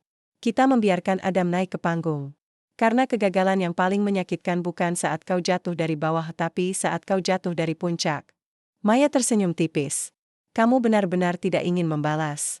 Dan kamu ingin dia merasakan. Ratna menatap jendela. Hujan masih turun. Aku tidak membalas dendam. Aku hanya ingin keadilan. Dan keadilan itu harus datang dari tempat yang bukan dugaan mereka, dari bayangan. Ia menutup laptop. Kiko menggonggong pelan, seolah tahu ada sesuatu yang besar akan terjadi. Beberapa hari kemudian, Ratna menerima kunjungan tak terduga. Seorang pria paruh baya datang ke rumahnya, membawa bunga dan surat dari notaris. Ia memperkenalkan diri sebagai Bapak Surya, mantan sekretaris pribadi kakeknya, Soediro Adiningsih. Bu Ratna, katanya, suaranya bergetar. Saya sudah lama mencari Anda. Kakek Anda sebelum meninggal, ia meninggalkan wasiat khusus. Bukan hanya soal saham. Tapi juga, peasant. Ratna mengantarnya masuk. Ia menyajikan teh, Bapak Surya membuka amplop kuning tua. Di dalamnya, surat tulisan tangan Soidiro, kepada cucuku tercinta, Ratna, jika surat ini sampai ke tanganmu, berarti waktu telah tiba. Aku tahu anak-anakku memilih hidup jauh dari bisnis. Tapi aku tahu bahwa darah Adiningsih tidak pernah lari dari tanggung jawab global Nusantara bukan milik siapapun. Ia milik bangsa. Tapi saat ia jatuh ke tangan yang tamak, maka pemilik sejati harus muncul. Aku juga percaya padamu. Bukan karena kamu cucuku, tapi karena aku melihat matamu saat kamu masih kecil, matamu tidak meminta, tapi memahami. Dan itu adalah kualitas gunakan seorang pemimpin sejati. Kekuatanmu bukan untuk menghancurkan, tapi untuk memperbaiki. Dan jika suatu hari kau harus menghancurkan, lakukanlah dengan tenang, tanpa amarah. Ratna membaca surat itu 3 kali. Air matanya tidak jatuh, tapi sesaknya sesak. Untuk pertama kalinya, ia merasa benar-benar diakui, bukan sebagai istri, bukan sebagai korban, tetapi sebagai pewaris. Bapak Surya berkata, kakek Anda selalu tahu Anda akan datang. Ia menyimpan dokumen lain, arsip internal perusahaan dari tahun 1980-an. Semuanya. Termasuk bukti bahwa Clara pernah dipecat dari perusahaan lain karena korupsi, tapi kembali dengan bantuan dana gelap. Ratna mengangguk. Tolong bawa semuanya ke Pak Darmo. Dan, terima kasih telah menemukan saya. Bapak Surya tersenyum. Saya tahu Anda akan membawa perusahaan kembali ke jalan yang benar. Hari itu, Jakarta bersinar. Matahari pagi menembus kabut, menyinari gedung-gedung langit dengan cahaya emas. Di lantai 25 PT Global Nusantara, Adam berdiri di depan cermin, mengenakan jas hitam 2 baris, dasi merah tua, warna keberuntungannya. Hari ini adalah rapat Dewan Direksi Khusus, yang akan membahas finalisasi pelantikannya sebagai Direktur Utama. Ini bukan sekadar rapat, ini adalah ritual kenaikan tahta. Clara berdiri di situ, membetulkan dasinya. Hari ini kamu akan jadi resmi. Tidak ada yang bisa menghentikanmu. Adam mengangguk, tapi matanya tidak berbinar. Sejak beberapa hari terakhir, perasaan aneh tak mau pergi. Seperti ada yang mengawasinya. Seperti angin yang berbisik, kamu bukan pemilik sebenarnya. Ada yang aneh, Clara, katanya pelan. Investor dari Singapura tiba-tiba menarik dukungan. Ada yang membeli saham minoritas secara agresif. Dan media terus menyorot laporan keuangan merger. Clara bersinar. Itu hanya spekulan kecil. Mungkin ada hedge fund yang ingin membuat volatilitas pasar. Bayarkan. Kita punya mayoritas suara di Dewan. Tapi kalau mereka punya pengaruh, tidak mungkin, potong Clara. Pemegang saham mayoritas masih anonim. Dan selama itu tidak muncul, kami aman. Kamu akan dilantik. Tedek. Adam menarik napas. Ia mencoba meyakinkan diri. Tapi di balik keyakinan itu, ada keraguan yang tumbuh seperti jamur di tempat gelap. Di Jagakarsa, Ratna tidak memakai jas atau sepatu hak tinggi. Ia mengenakan kemeja linen biru muda dan celana panjang katun. Rambutnya diikat rapi. Ia duduk di meja kerja, layar laptop terbuka, menampilkan live feed dari kamera tersembunyi di ruang rapat Dewan Arah, dipasang oleh Ari atas bantuan seorang ilmuwan yang dulu dipecat oleh Clara. Di sebelahnya, Pak Darmo duduk dengan dokumen tebal di tangan. Semua siap, Bu Ratna. Sertifikat kepemilikan, surat kuasa, dan bukti konsolidasi saham, semuanya sah dan terverifikasi. Anda bisa mengklaim kendali penuh kapan saja. Ratna menatap layar. Wajah Adam muncul di kamera, sedang berbicara dengan Clara. Ia terlihat tegang. Biarkan dia merasa aman, kata Ratna, suaranya tenang. Biarkan dia berdiri di ambang kemenangan. Karena kejatuhan yang paling dalam dimulai dari puncak tertinggi. Maya masuk, membawa tablet. Media sudah siap. Saya sudah beri bocoran ke beberapa jurnalis andalan. Jika pelantikan terjadi, mereka akan merilis artikel tentang dugaan korupsi dalam merger. Tapi, kita bisa tunda, sesuai perintah Anda. Ratna mengangguk. Tanda. Kita tidak akan menyerang dari luar. Kita akan muncul dari dalam. Ia menutup laptop. Saya akan hadir di rapat itu. Pak Darmo terkejut. Tapi Anda tidak terdaftar sebagai pemegang saham aktif. Mereka bisa menolak kehadiran Anda. Tidak, kata Ratna sambil tersenyum. Tipis. Saya adalah pemilik saham mayoritas. Dan sesuai anggaran dasar perusahaan, pemegang saham dengan kepemilikan di atas 50% berhak hadir dalam rapat dewan, bahkan tanpa pemberitahuan 72 jam sebelumnya. Itu pasal 14, ayat 3. Pak Darmo menjawab. Ayatur Sinim Kegem. Anda benar-benar sudah mempersiapkan segalanya. Ratna berdiri, melihat keluar jendela. Kiko menggonggong pelan, seolah tahu hari ini berbeda, waktunya bukan untuk kabur. Waktunya untuk muncul. Pukul 13.30, mobil hitam berhenti di depan gedung Global Nusantara.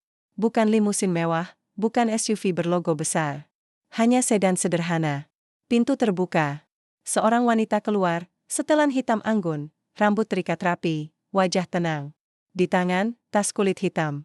Di tempatnya, pengacara dan notaris, keamanan gedung terkejut. Bu, rapat dewan tertutup. Anda harus. Saya adalah pemegang saham mayoritas PT Global Nusantara, kata Ratna, suaranya rendah tapi tegas. Nama, saya, Ratna Adiningsih. Saya akan hadir dalam rapat. Petugas keamanan bingung. Ia melihat ID yang diserahkan, dokumen resmi dari OJK, sertifikat kepemilikan, dan surat kuasa hukum. Semuanya sah. Ia segera menghubungi manajer keamanan. Di dalam ruang rapat, suasana tegang. Dewan era sudah berkumpul. Adam dan Clara duduk di ujung meja, penuh percaya diri. Pembicaraan berjalan lancar, hingga keamanan manajer masuk, wajahnya pucat. Ada pemegang saham mayoritas yang datang. Dia minta hadir dalam rapat. Clara bangkit. Apa? Siapa? Kami tidak menerima notifikasi. Namanya, Ratna Adiningsih. Kesunyian Adam membeku. Matanya membesar. Ratna? Tidak mungkin. Dia tidak punya apa-apa. Clara menatap tajam. Apa kamu pernah mendengar nama itu? Sebagai pemegang saham? Adam menggeleng. Tapi di otaknya, kenangan muncul. Ratna pernah menyebut ayahnya adalah putra pendiri perusahaan. Tapi dia mengabaikannya. Dia pikir itu hanya cerita keluarga. Pintu ruang rapat terbuka, masuk Ratna, semua. Mata tertuju padanya. Beberapa penerbit terkejut. Beberapa investor berbisik. Adam tidak bisa bergerak. Clara memegang meja, kukunya nyaris patah. Ratna berjalan pelan, didampingi Pak Darmo dan notaris. Ia duduk di kursi kosong di ujung meja, kursi yang biasanya kosong. Karena dianggap tidak penting. Terima kasih telah mengizinkan saya hadir, katanya, jernih. Saya Ratna Adiningsih, pewaris sah dari Dr. Bimo Adiningsih, putra bungsu dari pendiri PT Global Nusantara, Soediro Adiningsih. Berdasarkan surat wasiat dan Trust Fund Internasional, saya adalah pemilik 51% saham perusahaan ini, yang telah dikonsolidasi dan diaktifkan sejak 3 bulan lalu. I meletakkan dokumen di meja. Notaris membukanya, sertifikat resmi, cap OJK, tanda tangan notaris Singapura, Dewan Direksi menjawab. Beberapa langsung memeriksa ponsel mereka, dan menemukan bahwa memang, pemegang saham mayoritas telah berubah secara resmi, meski belum diumumkan ke publik. Clara akhirnya bersuara. Ini, tidak mungkin, mengapa kami tidak tahu, karena tidak wajib, kata Pak Darmo. Pemegang saham mayoritas tidak perlu memberi notifikasi sebelum hadir dalam rapat. Itu haknya. Adam akhirnya berbicara, gemetar. Ratna, apa yang kamu lakukan di sini? Ratna merawat. Pertama sejak perceraian. Matanya tidak marah. Tidak sedih. Hanya, tenang. Saya di sini karena ini tempat saya, Adam. Bukan karena kamu meninggalkan saya. Tapi karena perusahaan ini adalah warisan keluarga saya. Dan saya tidak akan membiarkan orang-orang yang memanfaatkannya. Demi kekuasaan pribadi menghancurkannya. Clara bangkit. Kamu tidak bisa datang begitu saja dan mengklaim perusahaan. Kamu tidak punya pengalaman. Kamu bahkan tidak pernah bekerja di sini. Tapi aku tahu lebih banyak darimu, jawab Ratna, masih tenang. Saya tahu bahwa laporan keuangan proyek merger diubah. Saya tahu bahwa dana dialihkan ke perusahaan cangkang di bawah nama Anda, Ibu Clara. Dan saya tahu bahwa Bapak Adam menerima komisi pribadi dari mitra Jepang, melanggar kode etik perusahaan. Ruangan terdiam, Adam ingin membantah, tapi mulutnya kering. Ratna melanjutkan, saya tidak datang untuk menghancurkan. Saya datang untuk mengembalikan integritas perusahaan. Dan sebagai pemilik saya menggunakan hak saya untuk menolak pelantikan Adam sebagai direktur utama. Kata-kata itu jatuh seperti palu godam. Adam berbaring. Tidak, kamu tidak bisa, saya bisa, kata Ratna. Dan aku melakukannya. Clara menggenggam tangannya. Kamu hanya balas dendam. Ini balas dendam. Karena aku mengambil suamimu. Ratna menggeleng. Saya tidak membalas dendam. Saya hanya menjalankan tanggung jawab. Dan tanggung jawab saya bukan kepada Anda, bukan kepada Adam, tetapi kepada perusahaan ini. Dan kepada karyawan yang bekerja jujur di sini. Dia berdiri. Saya, tidak akan menjadi direktur utama. Saya akan tetap menjadi pemilik pasif. Tapi saya akan memilih direktur baru, seseorang yang memiliki integritas. Dan saya akan memastikan audit menyeluruh atas semua kebijakan terakhir. Ia menatap Adam sekali lagi. Kamu memulai career daripada cinta. Tapi kamu lupa, karir yang dibangun di atas pengecualian, tidak akan pernah bertahan. Ia berbalik, keluar dari ruang rapat, tanpa menoleh. Adam duduk, berbaring. Seperti patung. Dunianya runtuh dalam hitungan menit. Clara menatapnya, marah. Ini salahmu. Kamu tidak pernah bilang dia punya hubungan dengan pendiri. Adam tidak menjawab. Di luar gedung, Ratna masuk ke mobil. Hujan mulai turun. Pak Darmo bertanya, apa yang akan Anda lakukan sekarang? Ratna menatap gedung yang menjulang tinggi. Sekarang, kita biarkan mereka merasakan apa yang saya rasakan 3 bulan lalu. Dikhianati, diremehkan, dihancurkan. Ia tersenyum tipis. Tapi saya tidak hancur. Dan mereka tidak akan pernah tahu sampai kapan bayangan saya akan menjuntai. Mobil perlahan melaju, menghilang di balik hujan. Hujan masih turun saat mobil Ratna meninggalkan gedung Global Nusantara. Di dalam mobil, dia tidak berbicara. Ia hanya menatap keluar jendela, melihat bayangan gedung yang dulu menjadi simbol komitmen suaminya, kini hanyalah bangunan biasa. Di tengah kota yang tak pernah tidur. Tapi di dalam dirinya, ada ketenangan yang di dalam. Bukan euforia kemenangan. Bukan kepuasan balas dendam. Tapi pemulihan keadilan. Di sebelahnya, Pak Darmo membuka tablet. Bu Ratna, media sudah mulai memberitakan. Ini akan meledak dalam hitungan jam.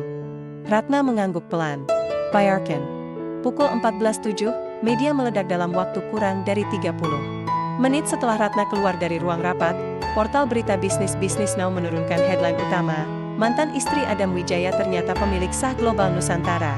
Penghentian pelantikan direktur utama di menit terakhir. Artikel itu dilengkapi kutipan dari sumber internal. Dia masuk dengan dokumen resmi, tanpa teriakan, tanpa drama. Tapi satu kalimatnya menghancurkan segalanya. Adam Puckett, Clara Hamper, menangis. Itu bukan rapat. Itu eksekusi diam-diam. Media sosial meledak. Ratna Adiningsih jadi trending di Twitter. Video pendek dari kamera keamanan gedung, bocor oleh karyawan, menunjukkan Ratna masuk dengan tenang, berjalan ke ruang rapat, keluar. 45 menit kemudian, dengan senyum tipis, netizen berspekulasi, ini bukan drama. Ini masterclass tentang kekuasaan. Beberapa komentar menyentuh, perempuan ini tidak membutuhkan suara keras. Ia membutuhkan satu dokumen. Di pasar modal, saham Global Nusantara langsung turun 12% dalam 10 menit. OJK menghentikan perdagangan. Sementara, trading halt, untuk mencegah ketakutan, pukul 14.30, dalam ruang rapat yang kosong kini Adam masih duduk di kursinya. Ia tidak bisa bergerak. Seperti terkunci dalam mimpi buruk yang tak kunjung usai. Clara berdiri di dekat jendela, wajahnya keras, tapi matanya berkaca-kaca. Ini tidak sah, desisnya. Dia tidak bisa muncul begitu saja dan menghancurkan semuanya. Dia punya dokumen, Clara, kata Direktur Keuangan, Pak Budi, suaranya datar. Dan semua prosedur hukum dipenuhi. Kita tidak bisa menolaknya. Dia pemilik saham mayoritas. Dia bisa mengganti kita semua jika mau. Clara menatap Adam. Kamu tahu ini akan terjadi, kan? Kamu tahu siapa dia sebenarnya? Adam mengangkat wajahnya. Suaranya perau. Aku tahu ayah dari keluarga pendiri, tapi aku pikir itu masa lalu. Aku pikir dia tidak peduli. Aku pikir dia lemah. Kamu salah, kata Pak Budi. Dia tidak lemah. Dia sabar. Dan kesabaran itu lebih berbahaya daripada kemarahan. Clara menggenggam tangannya. Kita bisa lawan. Kita bisa mengajukan gugatan. Tuduh dia konflik kepentingan. Dia mantan istri. Salah satu kandidat. Tidak bisa, kata seorang direktur independen. Dewan tidak bisa menolak hak pemegang saham mayoritas, kecuali ada bukti pemalsuan, dan dokumen dari OJK serta notaris Singapura itu sah. Clara menjawab, "Ai tahu, mereka kalah. Bukan karena Ratna lebih kuat secara hukum, tapi karena ia lebih sah secara moral." Adam akhirnya berdiri. "Aku ingin bertemu dia." "Tidak," kata Clara. "Jangan. Kamu akan terlihat memohon. Kita harus tetap angkat kepala." Tapi Adam sudah keluar dari ruangan. Pukul 15.15, parkir gedung bawah tanah Adam menunggu di lobi, tapi Ratna sudah pergi. Ia lalu pergi ke parkiran, berharap bisa mengejar mobilnya. Di sana, Ia melihat sosoknya, sedang mengelus kepala Kiko yang duduk di kursi belakang. Ratna, panggilnya. Ratna menoleh. Ia keluar dari mobil, tenang seperti biasa. Ada apa, Adam? Suara itu, tenang, jernih, tanpa amarah, membuat Adam merasa lebih kecil dari sebelumnya. Kenapa kamu melakukan ini? Tanya Adam, rasanya cemas. Aku tahu kamu marah. Aku tahu aku salah. Tapi apakah perlu menghancurkanku di depan semua orang? Ratna merawat. Aku tidak menghancurkanmu, Adam. Aku hanya menghentikanmu. Kamu menghancurkan dirimu sendiri sejak kamu memilih jabatan daripada kejujuran. Kamu menghancurkanmu saat kamu menikahi Clara demi karir. Kamu menghancurkan dirimu saat kamu mengira kekuasaan itu milikmu. Adam menunduk. Aku hanya ingin sukses. Dan aku mendukungmu, kata Ratna. Tapi kamu tidak ingin dukungan. Kamu ingin alat. Kamu ingin seseorang yang diam saat kamu melakukan hal salah. Dan aku tidak bisa menjadi itu. Adam menggigit bibir. Apa yang akan kamu lakukan sekarang? Pikir aku? Hancurkan karierku? Ratna menggeleng. Tidak. Aku tidak akan memecatmu. Kamu masih bisa bekerja di perusahaan ini, sebagai staf biasa. Tapi kamu tidak akan pernah naik jabatan lagi. Karena integritasmu sudah rusak. Dan itu bukan keputusanku. Itu keputusanmu sendiri. Adam terdiam. Ia ingin marah, tapi tidak bisa. Karena yang menghadapnya bukanlah musuh. Tapi mantan istrinya yang dulu rela tidak makan demi membelikannya buku kuliah. Apakah kamu balas dendam? Tanya Adam pelan. Ratna tersenyum tipis. Tidak. Aku sudah melewatinya. Aku tidak membalas dendam. Aku hanya tidak lagi buta. Ia masuk ke mobil. Sebelum menutup pintu, ia berkata, hidupmu bukan milikku. Tapi perusahaan ini, warisan keluargaku, bukan milik orang yang memanfaatkannya untuk kepentingan pribadi. Mobil pergi. Adam berdiri sendirian di bawah lampu redup parkiran, hujan bocor dari atap, membasahi bajunya. Ia tidak menangis. Tapi untuk pertama kalinya, dia merasa benar-benar kosong. Pukul 17, kantor Ratna di Jagakarsa. Ratna kembali ke rumah. Ia melepas sepatu, menuangkan teh jahe. Maya, Ari, dan Pak Darmo sudah menunggu melalui video call. Media sudah membentuk narasi. Anda bukan korban, tapi penyelamat, kata Maya. Beberapa media menyebut Anda, The Silent Empress. Bahkan ada yang membandingkan Anda dengan tokoh dalam House of Cards, tapi versi yang etis. Ari menambahkan, sistem keamanan perusahaan sudah kami pantau. Clara mencoba menghapus data internal. Kami sudah mereparasi semuanya. Pak Darmo tersenyum. Dewan direksi mengusulkan pertemuan darurat besok. Mereka ingin tahu arah baru perusahaan. Ratna mengangguk. Besok, saya akan hadir. Tapi bukan sebagai pemilik yang menguasai. Tapi sebagai pemilik yang percaya. Ia berdiri, membuka brankas. Mengeluarkan surat dari kakeknya. Membacanya lagi, lalu ia membuka jurnalnya dan menulis, hari ini, aku tidak merasa menang. Aku merasa adil. Aku tidak menghancurkan Adam karena ia menyakitiku. Aku berhenti karena ia ingin menghancurkan nilai-nilai yang aku pegang. Aku bukan dewa. Aku hanya manusia yang akhirnya menemukan suaranya, dan suara itu tidak perlu keras. Cukup jelas. Cukup nyata. Cukup benar. Pukul 20, malam yang sunyi di apartemen mewah milik Clara, suasana tegang. Clara duduk di sofa, meminum anggur merah. Adam duduk di seberang, tidak berbicara. Kita kalah, kata Clara akhirnya. Tapi kita bisa bangun lagi. Aku punya jaringan. Aku bisa membawa kamu ke perusahaan lain. Kamu masih punya nama. Adam menggenggak Pelin. Tapi matanya kosong. Ia tahu, namanya sudah ternoda. Ia bukan lagi bintang yang sedang naik daun. Ia adalah simbol kegagalan. Simbol orang yang mempertahankan cinta demi jabatan, dan kehilangan keduanya. Ia berdiri. Aku pulang. Clara terkejut. Kemana? Rumah kita di sini. Bukan rumahku, kata Adam. Aku tidak punya rumah. Aku hanya punya masa lalu. Dia pergi. Clara tidak mengejar. Pukul 23 Jagakarsa. Ratna duduk di teras. Hujan sudah berhenti. Bintang-bintang bersinar. Kiko tidur di kakinya. Ia tidak merasa gembira. Tidak merasa puas. Tapi dia merasa utuh. Telepon berdering. Nomor tak dikenal. Ia mengangkat. Bu Ratna Adiningsih, tanya suara pria. Ya, saya. Dari Global Finance Asia. Kami ingin mewawancarai Anda. Tentang peran perempuan dalam kepemimpinan korporat. Tentang kekuasaan yang diam-diam mengendalikan Ratna tersenyum. Saya tidak ingin menjadi selebritis. Tapi Anda sudah menjadi simbol. Ratna menatap langit. Kalau begitu, katakan pada dunia, kekuasaan bukan milik yang berdiri di atas podium. Tapi milik yang bisa membuat podium itu jatuh, dengan satu kalimat. Ia menutup telepon, angin malam. Perembes. Di tempat yang aneh, suara kendaraan terdengar samar, dan untuk pertama kalinya dalam hidupnya, Ratna merasa benar-benar bebas, bukan karena balas dendamnya terbayar, tapi karena dia akhirnya menjadi dirinya sendiri. Pagi Jakarta itu terasa aneh. Udara lebih berat, langit lebih kelabu, seolah kota ikut merasakan kehancuran yang baru saja terjadi. Di apartemen mewah lantai 32 sebuah tower di Sudirman, Adam duduk di lantai, punggung bersandar pada dinding, mata terbuka tapi tidak melihat apa-apa. Di sekelilingnya, kardus-kardus terbuka. Pakaian, foto, dokumen, semuanya dikemas. Ia tidak punya tempat untuk pergi. Dia tidak punya pekerjaan. Ia tidak punya siapa-siapa. Clara telah pergi sejak 3 hari yang lalu. Ia meninggalkan surat pendek. Di meja kopi, aku tidak bisa terus hidup dengan kegagalan bayangan.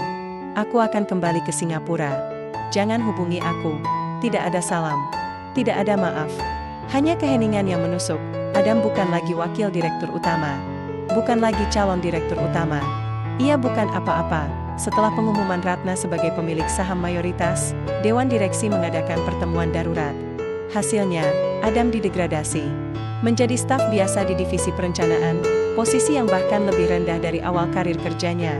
Clara dihentikan dari semua jabatan setelah audit internal menemukan aliran dana mencurigakan ke perusahaan cangkang miliknya, proyek merger Jepang. Ditinjau ulang, dan 2 direktur lainnya gagal karena tekanan media. Adam tidak dipecat. Tapi degradasi itu lebih menyakitkan daripada pemecatan. Ia harus datang ke kantor. Harus berjalan melewati resepsi yang dulu menyapanya dengan hormat, kini menatap dengan rasa iba atau, lebih buruk, dengan senyum sinis. Ia harus duduk di meja kecil di lantai dasar, bukan di kantor mewah di lantai 25. Ia harus menerima perintah dari manajer yang dulu menjadi bawahannya. Dan yang paling menyakitkan, semua orang tahu, pagi itu, Adam masuk ke kantor untuk pertama kalinya sebagai staf biasa. Ia mengenakan kemeja lama, bukan jas mahal. Ia tidak membawa tas kulit, hanya tas kanvas.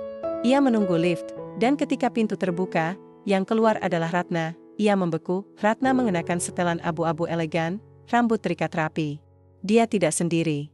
2 direktur baru menyusul, pria dan wanita yang dulu bekerja di perusahaan saingan, direkrut oleh Ratna sebagai bagian dari reformasi manajemen. Pagi, Adam, kata Ratna, suaranya tetap tenang. Adam ingin menyahut, tapi suaranya macet. Ia hanya mengangguk, lalu masuk ke lift, berdiri di sudut, memandang lurus ke depan, angkat naik. 2 direktur berbicara tentang agenda rapat. Ratna diam. Tapi dia tahu Adam ada di sana.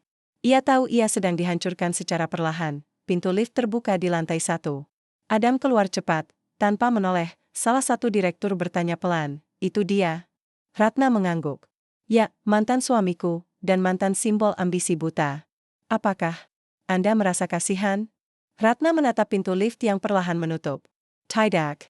Kasihan adalah untuk orang yang tidak bisa memilih." Dia memilih. Dan kini, ia menjalani konsekuensinya. Di lantai dasar, Adam duduk di mejanya, kecil, tanpa penghalang, terbuka untuk menampilkan semua orang. Atasannya, seorang manajer bernama Rudy yang dulu sering ia abaikan dalam rapat, memberikan tumpukan dokumen. "Ini laporan analisis pasar kuartal terakhir. Harus selesai hari ini. Formatnya harus sesuai template. Dan tolong, jangan serahkan dalam keadaan berantakan seperti dulu." Adam merawat. "Dulu aku yang mengatur template itu." Rudy tidak tersenyum. "Tapi dulu kamu juga yang melewatinya demi terlihat cepat. Sekarang, kamu harus belajar dari bawah. Seperti yang harus kamu lakukan sejak awal." Adam menunduk. Ia membuka laptop. Tapi bukan laporan yang ia buka, ia membuka email pribadinya. Ada satu pesan dari mantan rekan kerja di Singapura. "Maaf, Adam. Kami tidak bisa menerima kamu. Reputasimu terlalu rusak. Media internasional sudah membicarakanmu sebagai simbol kejatuhan. Akibat pengkhianatan. Ia menutup laptop. Dadanya sesak, sakit itu, Adam pulang lebih awal. Ia tidak tahan dengan mendidih, bisikan, dan tawa pelan yang terdengar saat ia lewat. Ia naik taksi, tapi tidak tahu mau kemana. Ia tidak bisa kembali ke apartemen yang kini terasa seperti penjara. Dia tidak punya keluarga di Jakarta. Dia tidak punya teman sejati. Ia menyuruh taksi berhenti di taman kota. Duduk di bangku, memandang anak-anak sedang bermain. Di saku, ponsel bergetar. Nomor asing, ia mengangkat. Adam Wijaya, tanya suara wanita. Ya, saya dari Indo-Invest Harian Indo-Investor. Kami ingin mewawancarai Anda. Tentang apa yang sebenarnya terjadi. Tentang Ratna. Tentang Clara. Tentang pengorbanan untuk karir. Adam menarik napas. Apa yang ingin kau dengar? Bahwa aku bodoh? Bahwa aku terlalu ambisius? Bahwa aku menyukai cinta demi jabatan? Ya, kata wartawati itu pelan. Tapi, kami juga ingin tahu, apakah kamu menyesal?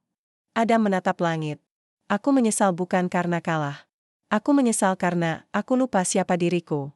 Aku pikir kekuasaan itu datang dari jabatan. Tapi ternyata, kekuasaan itu datang dari kekuasaan. Dan aku kehilangan itu. Ia menutup telepon tanpa pamit, di sebelahnya, seorang anak menjatuhkan balonnya. Adam menarik dan mengembalikan. Anak itu tersenyum.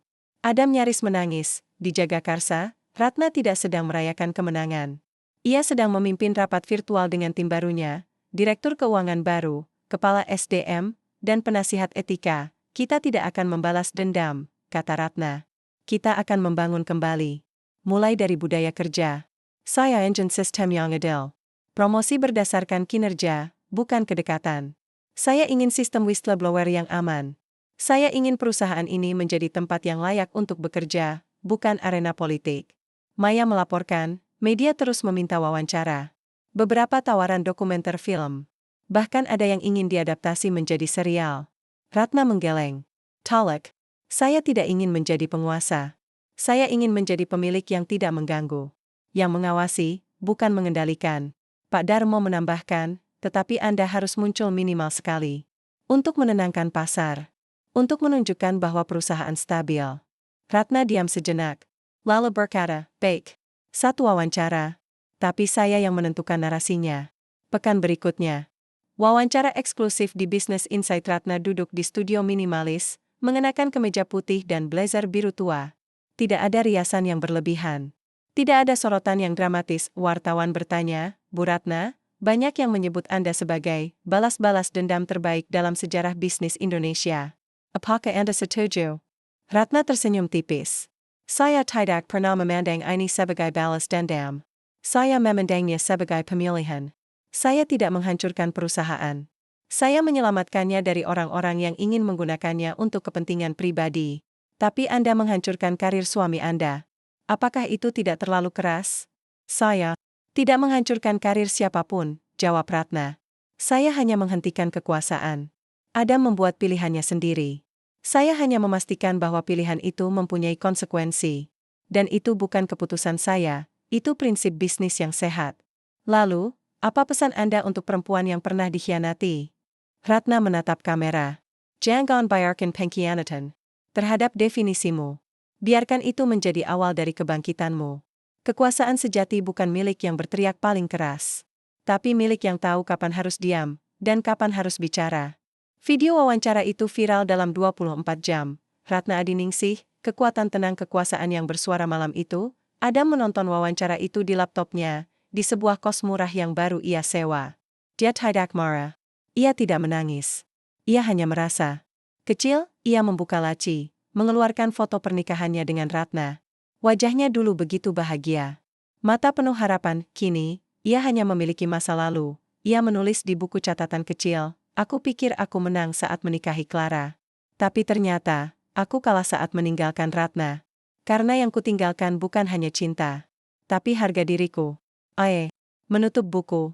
Di luar, hujan mulai turun, dan untuk pertama kalinya, Adam benar-benar sendirian. Musim hujan berlalu. Jakarta mulai disiram sinar matahari yang hangat, langit biru kembali menghiasi kota. Di tengah perubahan cuaca, PT Global Nusantara juga mengalami transformasi, bukan karena tekanan pasar, bukan karena ancaman merger, tapi karena perubahan dari dalam. Di lantai 25, ruang kantor Direktur Utama kini dipekerjakan oleh Dewi Larasati, perempuan paruh baya yang dulu memimpin divisi berkeinginan di perusahaan saingannya. Ia bukan pilihan Ratna karena loyalitas, tapi karena integritas, pengalaman, dan reputasi bersih. Ia adalah wajah baru dari era baru global Nusantara. Namun, di balik semua perubahan itu, Ratna tetap tidak muncul di publik. Ia memilih tetap di balik bayang-bayang, bukan karena takut, tapi karena prinsip, kekuasaan sejati bukan milik yang ingin dilihat, katanya suatu pagi kepada Pak Darmo. Tapi milik yang bisa membuat dunia berubah tanpa diumumkannya. Pagi itu, di kantor pusat Global Nusantara Dewi memimpin rapat pertama tim eksekutif sejak reformasi dimulai. Agenda, transformasi budaya kerja, mulai hari ini, kata Dewi, kita tidak lagi menilai karyawan dari seberapa dekat mereka dengan atasan. Kita menilai dari seberapa besar kontribusi mereka, seberapa jujur mereka, dan seberapa kuat etika kerja mereka. Ia membuka dokumen, program, suara karyawan, sistem pelaporan anonim untuk kasus pelanggaran etika, beasiswa untuk anak karyawan, bekerja sama dengan universitas ternama, audit berkala atas keuangan dan proyek strategis, dilakukan oleh perusahaan independen, diversifikasi dewan direksi, 40% kursi berisi perempuan, termasuk 2 direktur muda dari divisi operasional. Salah satu direktur lama bertanya, tapi apakah ini semua disetujui oleh pemilik saham? Dewi mengangguk. Ya, Ibu Ratna tidak hanya menyetujui, ia yang menginisiasi. Pesannya jelas, perusahaan ini bukan milik segelintir orang. Ia milik siapapun yang bekerja di dalamnya dengan jujur.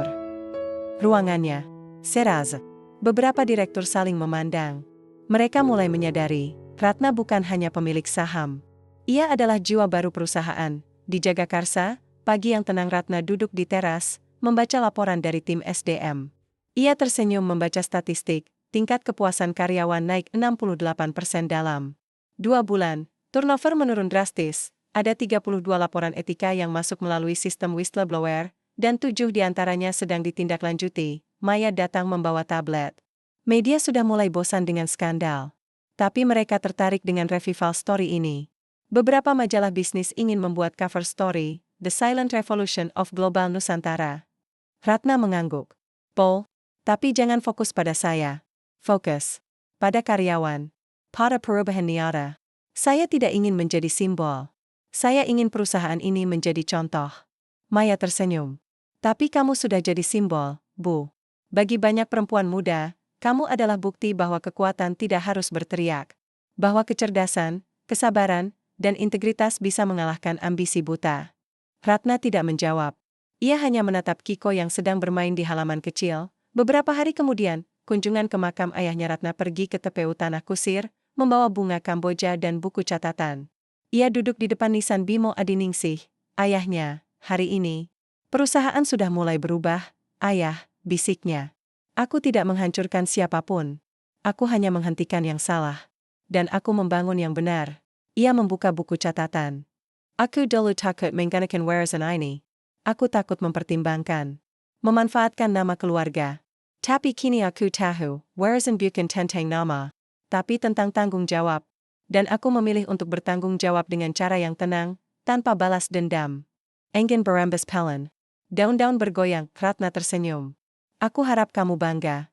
Di dunia luar, narasi mulai bergeser, media tidak lagi menyebut Ratna sebagai mantan istri yang balas dendam.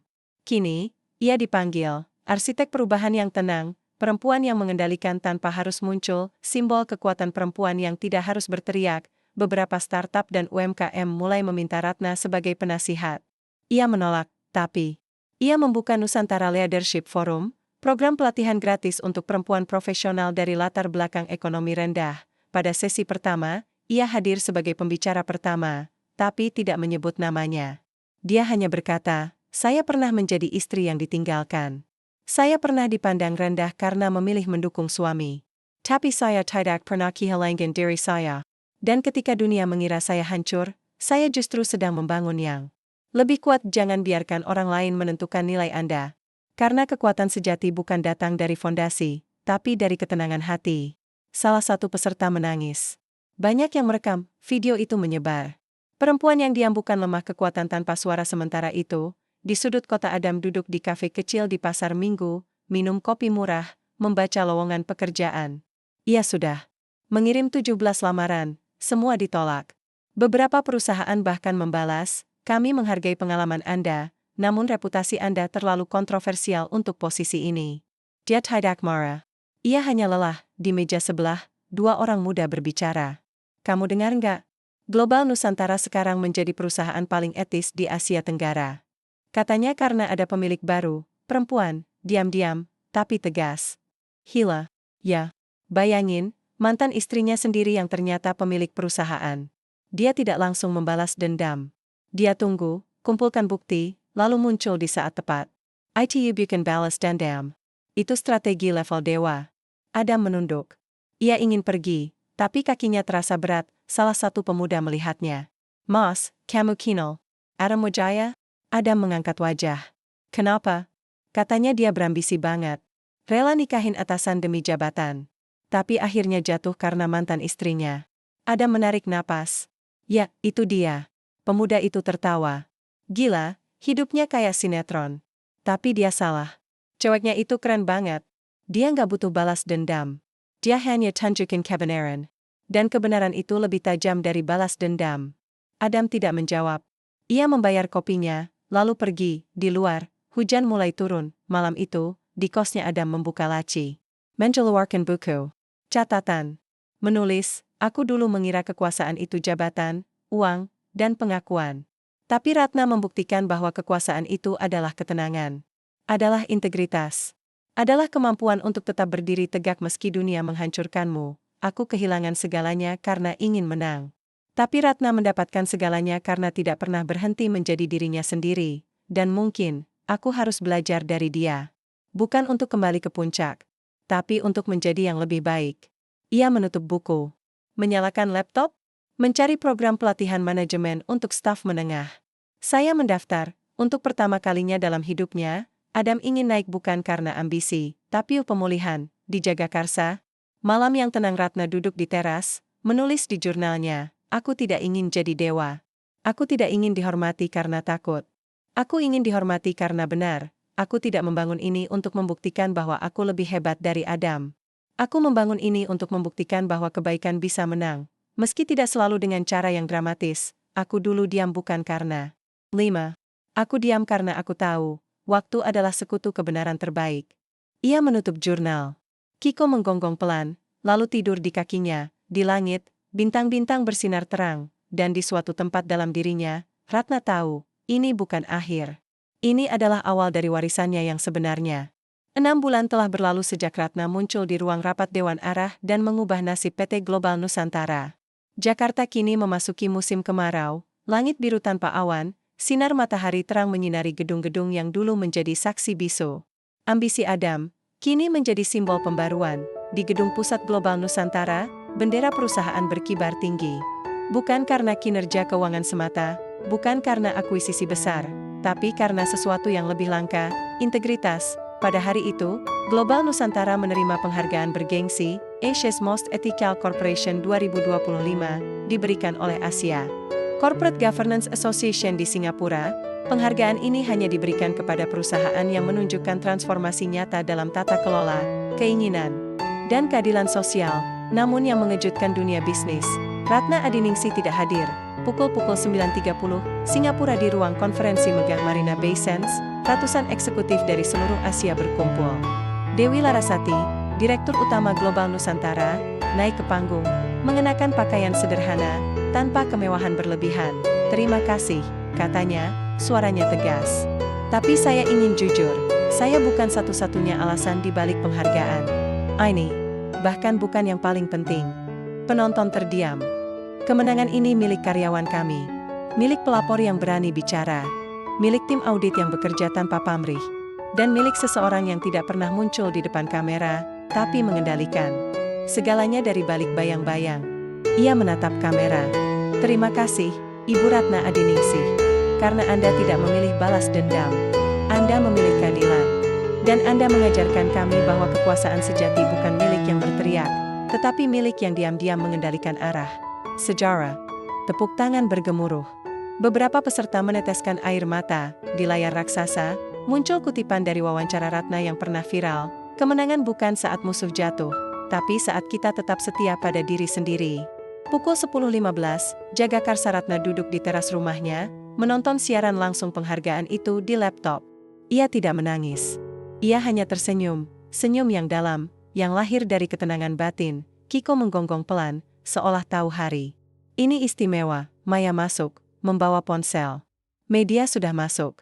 Mereka ingin tahu mengapa Anda tidak hadir. Beberapa menyebut Anda, The Phantom Leader. Ratna menutup laptopnya. Karena kemenangan ini bukan milikku. Ia milik perusahaan. Milik orang-orang yang bekerja jujur. Saya hanya memastikan bahwa kebenaran punya tempat. Maya duduk di sebelahnya. Tapi dunia ingin melihat Anda. Mereka butuh simbol. Ratna menggeleng. Simbol itu berbahaya. Ia bisa menjadi berhala. Saya ingin menjadi contoh, bukan ikon. Ia berdiri, mengambil jurnalnya. Membukanya di halaman terakhir. Pukul 14, Forum Pimpinan Kantor Nusantara. Ratna hadir secara berani dalam sesi mentoring untuk perempuan muda dari daerah terpencil.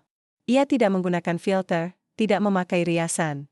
Hanya kemeja putih dan rambut terikat rapi. Saya pernah diserakan, katanya, suaranya jernih. Saya pernah dipandang rendah karena memilih mendukung suami. Saya pernah dianggap tidak punya kekuatan. Tapi saya tahu satu hal, kekuatan sejati bukan datang dari posisi, tapi dari keteguhan hati. Seorang peserta bertanya, bagaimana Anda bisa tetap tenang saat semua orang hidup di Anda? Ratna tersenyum. Karena aku tidak sendirian. Saya punya warisan. Bukan uang, bukan saham, tapi nilai. Ayah saya mengajarkan, jangan takut kehilangan. Takutlah kehilangan dirimu sendiri. Ia menatap kamera. Jadi, ketika dunia menghancurkanmu, jangan balas dengan amarah. Balas dengan kebenaran. Dengan kerja keras. Dengan integritas. Karena pada akhirnya, hanya itu yang tidak bisa dicuri. Sesi diakhiri dengan tepuk tangan virtual yang menggema. Pukul 18, Taman Kota. Adam duduk di bangku taman yang sama tempat. Ia dulu menerima telepon dari wartawan. Ia tidak lagi mengenakan kemeja kusut. Ia mengenakan seragam pelatihan dari Institut Manajemen Indonesia, tempat ia sedang menyelesaikan program sertifikasi manajemen menengah. Di tangannya, buku catatan. Castle. Ia menulis, aku dulu ingin jadi direktur utama. Sekarang, aku hanya ingin jadi manusia yang bisa dipercaya. Aku belajar dari Ratna. Bukan dari kemarahannya, tapi dari ketenangannya. Dari keputusannya yang tidak tergesa-gesa. Dari bagaimana memilih. Kebenaran daripada kemenangan simu, mungkin aku tidak akan pernah kembali ke puncak. Tapi aku ingin naik dengan cara yang benar. Kali ini, aku tidak akan menyumbangkan kepada siapapun. Ia menutup buku. Menatap langit senja, di sebelahnya, seorang anak menjatuhkan pensil. Adam ambil, kembalikan. Anak itu tersenyum. Kali ini, Adam membalas senyuman itu. Untuk pertama kalinya dalam bertahun-tahun, ia merasa ringan. Pukul 21, Jagakarsa. Ratna duduk di teras, angin malam berhembus pelan. Ia membuka jurnalnya, menulis untuk terakhir kalinya, aku tidak memilih untuk menjadi pemilik perusahaan. Aku dilahirkan untuk itu. Tapi aku memilih untuk menjadi pemimpin. Dan pemimpin sejati bukan yang menguasai, tapi yang mengabdi. Aku tidak membenci Adam. Aku hanya tidak bisa lagi mencintai orang yang telah kehilangan jiwanya sendiri. Aku tidak menang karena dia jatuh. Aku menang karena aku tetap utuh, dan kemenangan yang sebenarnya bukan saat kamu berdiri di atas podium, tapi saat kamu bisa tidur malam dengan hati yang damai. Ia menutup jurnal. Mengelus kepala Kiko yang sudah tua, tapi masih setia. Telepon. Berdering, nomor asing. Tapi Ratna mengenalnya, dari Global Finance Asia. Bu Ratna, kata suara pria di ujung sana. Kami ingin membuat buku tentang Anda. Tentang kekuasaan yang diam-diam mengubah dunia. Kami ingin Anda menulis prolognya. Ratna diam sejenak. Lalu berkata, saya tidak akan menulis tentang saya. Tapi saya akan menulis tentang kebenaran. Ia menarik napas. Dan saya akan memulai dengan satu kalimat. Ada yang menang dengan berteriak. Ada yang menang dengan menghancurkan. Tapi ada juga yang menang dengan diam.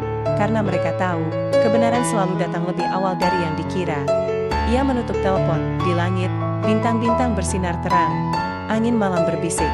Kiko menggonggong pelan, seolah mengawal sang ratu yang akhirnya menemukan kerajaannya, bukan di atas podium, tapi di dalam hatinya sendiri. Beberapa tahun kemudian, dalam sebuah seminar kepemimpinan di Jakarta, seorang mahasiswa muda bertanya kepada pembicara tamu, seorang mantan direktur Global Nusantara, bagaimana perusahaan sebesar itu bisa berubah begitu cepat?